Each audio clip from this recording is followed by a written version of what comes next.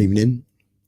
Gav Mack here, MAD Sports Network. We're on another number of plenty channels as well at the moment, but it's the Euros Daily Show, and we haven't had one today, so you can't call it a daily show and not have a show on at all. I haven't really got much to talk about, as weird as it sounds, but I just wanted to understand how people were feeling and get an understanding of what's going on. Talk about what we're going to be doing tomorrow, how you're spending your Saturday. I'm 33 years old. I'm 34, actually 2 weeks today. So put it in your diary, 24th of July. And I'll send you the address and stuff where you can send me gifts and all that sort of stuff. But in our whole lifetime, we have never seen anything like this.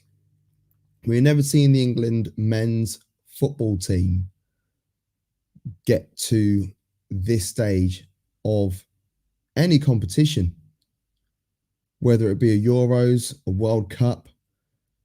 You know, I remember 1996 quite well. I remember how the whole country sort of clubbed together. And bearing in mind, I was 6. Oh, sorry, I was 8 turning 9 that summer.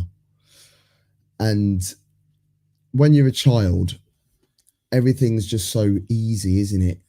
You know, you don't realise all the pain and all the suffering that's going on in the world. You don't know about war and crime and race relations and all that sort of stuff. You don't know about it because you're just young and innocent. You know, you don't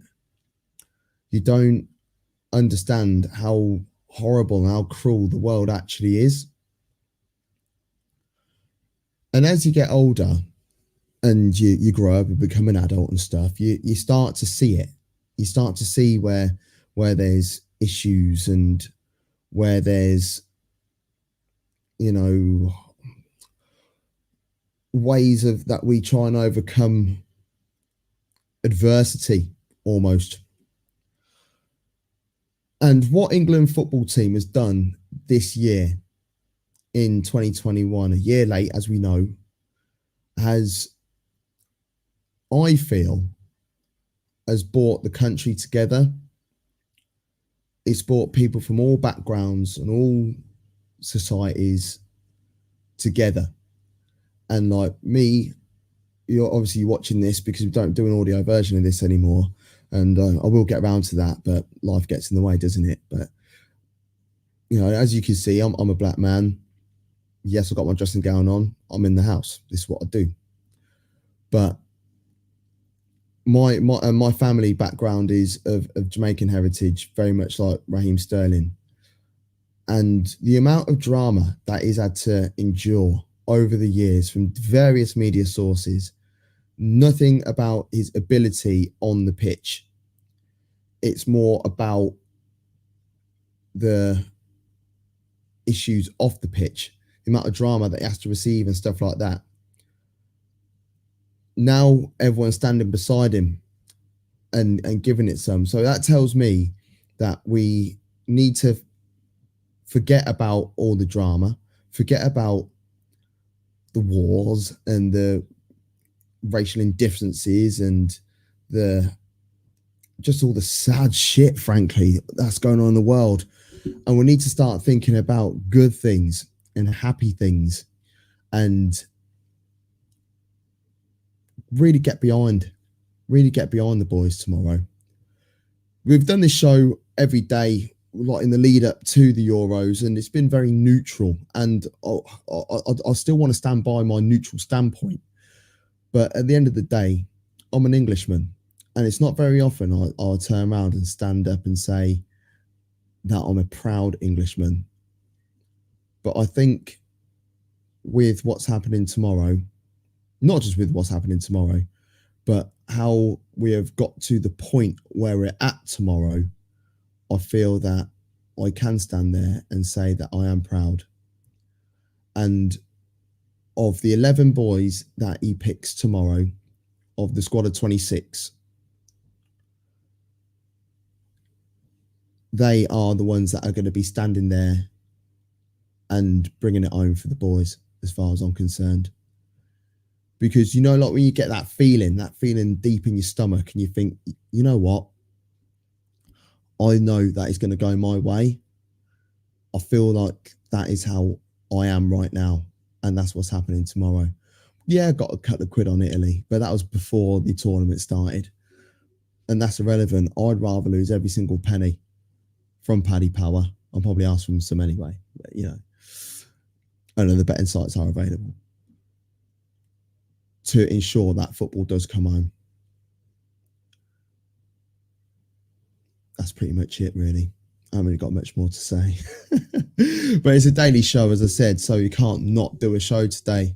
But I just want everybody to get behind them. I want to know what you guys are doing. What's your plan? What's your plan of action? I mean, like, they couldn't have picked a worse day for it, could they? Because you've got the Copa America final, UK time, 1 a.m. And then the McGregor Poirier fight at like 5:30 in the morning.